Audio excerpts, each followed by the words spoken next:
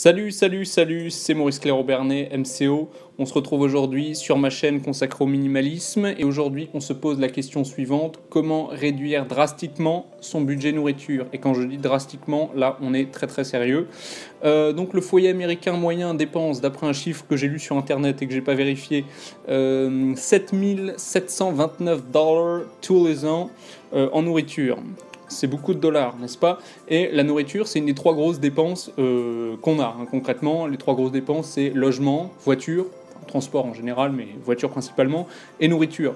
Donc faire des économies sur la nourriture, c'est faire des économies sur une des trois grosses dépenses. Alors j'ai trié mes astuces, là je vous en donnerai plein en mode mitraillette, et les astuces sont classées par ordre de difficulté. Donc si vous êtes une petite nature, vous prenez les premières, et si vous êtes un sauvage, tout juste sorti de la savane, qui commence à peine à marcher sur ses deux jambes, là vous pouvez employer les dernières. Bon, on commence. Alors, cuisiner des grandes quantités. Alors ça permet surtout d'économiser du temps. Mais le temps, mine de rien, c'est de l'argent, comme dit l'expression. Et ce qui fait que quand vous faites des pâtes avec une sauce, ben voilà, faites-en plus. Vous prenez un bocal ou une boîte, un tupperware, et vous mettez comme ça un repas. Vous avez votre repas du lendemain, du surlendemain. Personnellement, moi, quand je vivais seul, quand j'étais étudiant, finalement, je me faisais les pâtes, je les faisais par 500 grammes à chaque fois, ce qui fait que ça me faisait 4 portions de pâtes que je pouvais réutiliser. Alors, oubliez les marques. Alors bon, il peut évidemment des cas précis sur des produits un peu plus chers, où vous pouvez vous faire plaisir, des choses vraiment sympas, du chocolat, des choses comme ça, mais globalement, tous ces trucs, c'est fait dans la même, c'est tout fait dans les mêmes usines. Moi, ça me rappelle une fois, je faisais les courses, et donc on a eu besoin de sauce tomate, et je regarde, il y a une sauce tomate qui a l'air un peu sympa, avec comme ça, jolies illustrations, un peu traditionnelles, machin truc, et à côté, il y a une boîte qui fait vraiment cheap. Alors la personne à côté de moi dit, tiens, il va prendre celle-là, elle a l'air meilleure. Mais moi, qui suis un radin forcené, je dis, attends, on va un peu étudier la question. Donc on regarde sur les boîtes et on découvre quoi? Qu'elles sont faites au même endroit. Alors que le prix variait, la plus chère, je pense, et vaut moins la moitié du prix en plus. Et donc ça, mine de rien, c'est pas négligeable, et tout ça c'est fait dans les mêmes usines, donc ne pas mépriser tout ce qui est, disons, les marques de supermarché avec les boîtes cheap. De toute façon, les boîtes cheap sont faites pour avoir l'air cheap, c'est le principe. Alors, toujours faire sa liste de courses, ne pas venir au magasin quand on se dit « Ah tiens, qu'est-ce qu'on va bien pouvoir manger cette semaine ?» Ça, c'est le meilleur moyen d'acheter des bêtises, d'acheter des trucs chers. Prévoyez toujours à l'avance, et ça même c'est un principe en minimalisme général.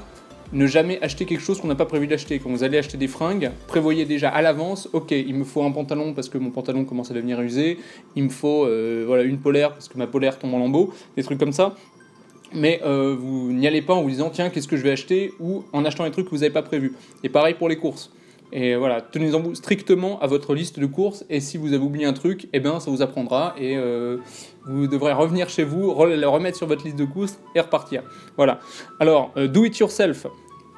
Toujours acheter des denrées brutes et pas de plats préparés. Et ça vous fait gagner un fric monstre. Pourquoi acheter de la pâte à crêpes? Dans ma famille, il y a des gens qui achètent de la pâte à crêpes, alors que la pâte à crêpes, c'est littéralement mélanger trois trucs. C'est un peu de farine, un peu de sucre, un peu de lait, une petite rasade de rhum, et voilà, c'est bon. Ça vous fait votre pâte à crêpes. Pourtant, il y a des gens qui achètent de la poudre de pâte à crêpes toute faite. C'est de la dinguerie. Pareil, en DIY, évitez l'arnaque des machines. Certains se disent, ah tiens, je vais arrêter d'acheter du pain, je vais acheter une machine à pain. Ça fait que finalement c'est compliqué à utiliser, ça prend du temps, il faut nettoyer, ça fait qu'on achète des machines chères qui coûtent plusieurs centaines d'euros et à la fin on les utilise pas. Donc évitez l'arnaque des machines. Vous savez, il y a même de produits, je sais pas, par exemple une bouilloire, vous pouvez faire bouillir de l'eau avec une petite casserole. Voilà, moi j'ai cru toute mon enfance qu'on n'avait pas de four à micro-ondes, on n'a jamais besoin de four à micro-ondes. Par exemple, on peut même aussi vivre sans four. Et donc là, l'astuce, c'est tout simplement de brûler ses vaisseaux pour arrêter d'utiliser certains trucs, simplement vendez-les. Et comme ça, vous n'aurez plus la tentation de les utiliser. Alors dans l'approche DIY, do it yourself, il y a aussi un autre truc, c'est le restaurant. Le restaurant, c'est toujours des grosses dépenses. Et quand je parle de restaurant, j'inclus aussi tout ce qui est fast-food, tout ce qui est livraison, McDonald's, sushi, Pokéball, ce genre de trucs. Moi, dans certaines entreprises où j'ai travaillé, j'ai été effaré de voir la quantité d'argent que les gens dépensaient tous les mois. en disant voilà, pour des Pokéballs qui payent 10 euros alors qu'ils pourraient se les faire eux-mêmes pour quelques euros vraiment. Donc voilà, se faire son Tupperware, d'où aussi l'intérêt, comme je disais au début, de faire des grosses quantités, comme ça voilà, vous cuisinez un truc, c'est bon, bah voilà, vous mangez la même chose le lendemain midi, le surlendemain. Et ça peut être très bien pour faire des économies assez drastiques. Et là-dedans, parce qu'il y en a certains qui disaient qu'ils faisaient des grosses dépenses, voilà, qui chaque midi claquaient 10 euros, qui disaient oui mais c'est pas grave, c'est en ticket resto. Bah, le ticket resto c'est de l'argent aussi, c'est de l'argent, t'en payes une partie déjà, et le ticket resto c'est de l'argent, il vaut mieux acheter de la nourriture au supermarché avec un ticket resto et de maximiser ça, plutôt que voilà, tous les midis de claquer 10 euros simplement parce que c'est un ticket resto. Un ticket resto c'est de l'argent au même titre que 10 euros que vous avez sur votre compte en banque ou 10 euros que vous avez en billets dans la poche, hein. 10 euros c'est 10 euros. Donc voilà, ça c'est un truc aussi très important à faire, pas de restaurant, et l'esprit do it yourself en permanence. N'achetez que des produits non transformés, pas de gâteau tout fait, pas de pâte à crêpes, pas de machin comme ça. Tout faire soi-même avec des produits base, ça vous reviendra énormément moins cher. Arrêtez le soda et l'alcool. Les deux, c'est très important, ou enfin en tout cas de mettre des grosses limites. Alors l'alcool, bon, je sais qu'il y a une grosse importance sociale, quoi. On n'est pas des Iraniens. Il y a quand même une grosse importance sociale de l'alcool en France. Voilà, l'Armagnac, le cognac, etc. Moi, j'aime bien me faire un bon alcool fort de temps en temps, une petite chartreuse pour faire la fête, des choses comme ça. Voilà, une petite chartreuse pour célébrer, un petit cognac, voilà, vraiment des bonnes choses. Mais il ne faut pas que ce soit une habitude de boire tous les jours. Déjà, c'est pas bon pour la santé. Sauf éventuellement un petit verre de rouge, éventuellement ça semble que c'est bon pour la santé, mais à part ça c'est mauvais. La bière c'est plein de sucre, etc. Ça fait grossir, c'est vraiment pas terrible, et puis surtout ça coûte cher. En France c'est taxé à mort, comparé à d'autres pays. Par exemple, quand on habite près de l'Allemagne, il y a beaucoup de gens qui vont chercher leur alcool en Allemagne puisque c'est moins taxé. Je crois que c'est la même chose aussi en Espagne ou dans des coins comme ça. Mais voilà, pensez au prix, pour le prix d'une bouteille de vodka, ou d'une bouteille de whisky, vodka et whisky basique, mais c'est toujours une petite vingtaine d'euros. Pensez à toute la nourriture que vous pouvez acheter. 20 euros pour un minimaliste, c'est quasiment une semaine de course. Donc voilà, ça c'est quand même quelque chose qu'il faut garder en tête. Et donc voilà, et le soda, parce que c'est un poison pour la santé tout simplement. Et voilà, si vous voulez un peu aromatiser votre eau, ben voilà, vous faites pousser un peu de menthe, et puis votre eau, vous mettez comme ça quelques petites feuilles de menthe, et vous les restes, ça aromatisera le truc très bien, et au moins ça c'est pas mauvais pour la santé. Alors, l'anti-gaspi, utilisez des applications anti-gaspillage comme Phoenix. C'est des trucs, par exemple, quand un supermarché a des produits qui vont bientôt être périmés, enfin périmés en tout cas d'après la date, on verra ça après, eh bien ils mettent dans des sortes de cagettes, et puis ils vendent les cagettes pour pas cher. Alors ça, vous savez jamais vraiment ce que vous avez à l'avance, ça c'est vraiment au jour le jour, mais parfois ils vous disent ok, bon bah vous passez à 20h15, vous devez passer entre 20h15 et 20h30, là vous récupérez votre panier, vous l'avez pour vraiment pas cher. Et ça peut être très intéressant. Et il y a aussi des magasins anti-gaspi, notamment à Paris. Moi je me rappelle, j'allais à un magasin qui s'appelait le Nous Anti-Gaspi, et j'ai fait des recherches, ils ont un site, et ils peuvent même livrer partout en France, et la livraison est gratuite si on paye au-dessus de 100 euros. Une livraison à domicile. Donc ça peut être intéressant. Et là, il y a des produits vraiment simplement un peu reconditionnés, des choses comme ça, des légumes hors calibre, ce genre de choses. Il y a vraiment beaucoup de très très très bonnes choses. Donc ça, c'est bien garder à l'esprit ces choses-là. Maximiser les aliments. Il faut toujours avoir cette logique de se dire, ok, là, tout ça, je l'ai acheté. Par exemple, un pot de cornichons, par exemple. Vous avez un pot de cornichons en verre, avec un couvercle. Sur le bocal, vous avez dedans vos cornichons qui vous intéressent, mais il y a aussi des petits oignons qui vous intéressent peut-être un peu moins, il y a du vinaigre qui vous intéresse peut-être un peu moins. Certains vont juste manger les cornichons, jeter le bocal, jeter le vinaigre, jeter les oignons, etc. Non, les oignons, vous les récupérez pour une salade de pâtes. Le vinaigre, vous le récupérez, c'est du vinaigre, vous en faites pour faire de la vinaigrette.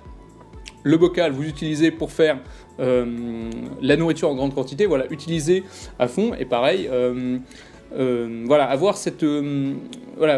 oubliez aussi les dates de péremption. Ça, c'est important. Il y a plein de produits où les dates de péremption ne correspondent à rien. Un yaourt nature, vous pouvez le manger un mois après la date de péremption. Il peut devenir un peu aigre, etc. Mais globalement, les dates de péremption, ça n'existe pas pour ces trucs-là. Donc certains jettent parce que simplement ils disent ah non, c'est périmé d'après la date, hop, je jette. Non. De toute façon, le dernier critère, c'est est-ce que ça pue. Tout simplement, c'est ça le critère. Après, derrière ça, savoir si, machin, la date, c'est rien. De toute façon, quand on voit la quantité de nourriture qui est jetée, alors qui est parfaitement mangeable, on en parlera après. Donc voilà, et ça, vous pouvez trouver sur Internet un peu les limites, voilà. Au-delà de jusqu'à quelle durée après la date de péremption vous pouvez manger certains produits. Donc ça, après, sur Internet, vous trouvez des sites qui récapitulent un peu tout ça. Tout manger. Là, on commence à rentrer dans les astuces un peu sérieuses. Mais par exemple, manger quand vous avez un poulet, ben voilà, manger tout le poulet, bien le dépioter, etc. Manger la peau, manger tout ça, manger la couenne du jambon, des trucs comme ça, le trognon des pommes. Si vous avez du pain dur, voilà, pourquoi pas, soit vous pouvez l'envelopper dans un torchon mouillé pour le ramollir un peu, ou le faire griller au grille-pain, ou pareil, vous le broyer, en faire de la chapelure, des choses comme ça. Voilà, dites-vous bien, il ne faut pas jeter la nourriture. La nourriture c'est sérieux. Comme on dit aux enfants, on joue pas avec la nourriture, mais on la jette pas non plus. Et pensez toujours, ok, comment je pourrais réutiliser ça ? Et si vraiment vous pouvez plus, bon bah, vous pouvez peut-être nourrir des animaux si vous en avez. Faire sa propre nourriture. Alors là, bon, il faut avoir la possibilité. Par exemple, rien que faire pousser quelques petites herbes, ou un peu de menthe, des choses comme ça. Si vous avez un jardin, pourquoi pas investir dans quelques poules, voire même quelques lapins. C'est un peu plus compliqué, mais c'est tout à fait pesable, faire pousser des choses. Et là, vous pouvez faire, il y a plein de tutos sur Internet. Et puis après, même si vous avez des poules, vous pouvez échanger. Si vous avez un peu trop d'œufs, ben, vous pouvez échanger avec vos voisins, etc. Ça peut être intéressant. Sinon, encore une astuce, bon là on monte encore un degré dans la hardcore attitude, la hard minimaliste attitude, vivre sans frigo. C'est l'objet le plus énergivore de la cuisine, bah oui, parce que ça tourne tout le temps, contrairement au four, à la poêle, etc. Donc bah là, simplement, vous pouvez acheter des choses, simplement acheter des légumes qui sont vendus hors des zones réfrigérées. Et puis, n'oubliez pas qu'il y a quand même plein de trucs qui peuvent se conserver hors du frigo. Voilà, je sais pas, la confiture, le chocolat, le beurre, les œufs, tout ça, ça n'a pas besoin d'être au frigo.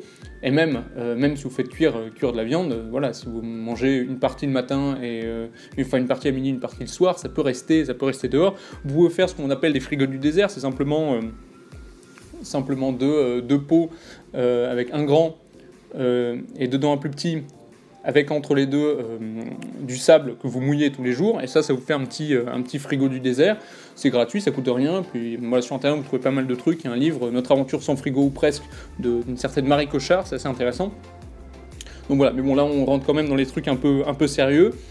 Encore plus sérieux, faire les poubelles. Alors on appelle ça le friganisme, être frigan. On appelle ça aussi être un clochard. Ça dépend dans quel ça dépend aussi dans quelles circonstances on vit, disons. Les supérettes jettent des quantités astronomiques de nourriture. C'est vraiment effrayant. Moi, j'ai un ami qui travaille dans la grande distribution. Il m'a un peu parlé de ça. C'est vrai que c'est un truc qui est connu, mais moi, je me rappelle quand j'ai vu à Paris, j'en avais une qui était tout près de chez moi. Et souvent le soir, c'était quand je descendais de faire ma petite balade. Et je voyais, comme ça, je voyais dans la poubelle, mais des cagettes entières de légumes, des poulets entiers, des trucs comme ça. Et c'était effrayant de voir tout ça voler. Alors d'après une source extrêmement sérieuse, c'est-à-dire un commentaire que j'ai lu sur une vidéo en anglais sur YouTube et que je serais incapable de retrouver, quelqu'un disait que dans sa vie, il estimait à $30,000 l'argent qu'il avait économisé en faisant les poubelles. Alors effectivement, vous faites les poubelles, voilà, faut le faire avec des précautions, nettoyer, etc. Il ne s'agit pas d'être un rat au sens littéral du terme.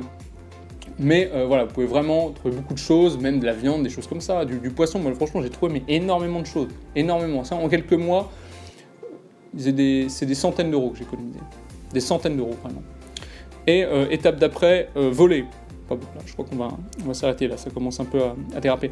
Bon, voilà, j'espère que cette vidéo vous aura plu. Là, c'était vraiment des conseils de sauvage, surtout pour les derniers, donnés en rafale. Et pour que ce soit intéressant pour vous, il faut appliquer. Voilà, celui qui apprendrait par cœur la vidéo mais qui ferait rien, en aurait infiniment moins fait que celui qui simplement prend un ou deux conseils et se dit ok, je vais essayer de les appliquer, même si voilà, c'est toujours plus l'application est toujours beaucoup plus difficile que simplement de dire ah ouais, c'est une bonne idée, je devrais le faire. Mais voilà, simplement faites-vous un défi, sélectionnez plusieurs ou toutes de ces règles si vous êtes vraiment un sauvage. Et essayez de les appliquer scrupuleusement pendant un mois et essayez de compter voilà, l'argent que ça vous économise, comparer l'argent que vous avez dépensé dans les courses au mois d'avant, au mois précédent, quand je dis mois précédent c'est au pluriel, les plusieurs mois précédents, Et ce mois-là, vous voyez un peu voilà, l'écart le gain que vous réussissez à faire. Et puis voilà. N'hésitez pas surtout donc à vous abonner, à partager la vidéo, à mettre un pouce vers le haut naturellement, et à laisser votre témoignage en commentaire. Donnez-moi toutes vos astuces, toutes vos techniques, tous vos trucs. Il y a sans doute plein de choses que j'ai oubliées. Là, ma vidéo fait qu'un petit quart d'heure. Donc voilà, je vous laisse vraiment compléter ma vidéo, aider tous les gens qui tomberont sur cette vidéo, et pour faire des conseils, faire des économies et vivre dans le frugalisme et vivre dans le minimalisme. Voilà, c'était Maurice Claireau-Bernet. Je vous souhaite une très bonne journée ou une très bonne soirée. Au revoir.